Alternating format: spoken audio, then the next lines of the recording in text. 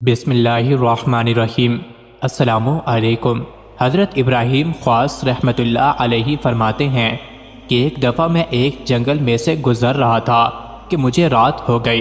रात बहुत तारीक थी और रास्ता भी नज़र नहीं आ रहा था, लिहाजा मैं हैरान व परेशान रास्ते में ही रुक गया और सोचने लगा कि अब क्या करूं।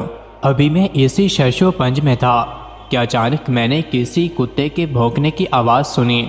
मैंने दिल में कहा कि कुत्ते तो आबादी में होते हैं, लिहाजा ज़रूर यहाँ करीब ही आबादी भी होगी। ये सोचकर मैं उस आवाज़ की तरफ चल पड़ा।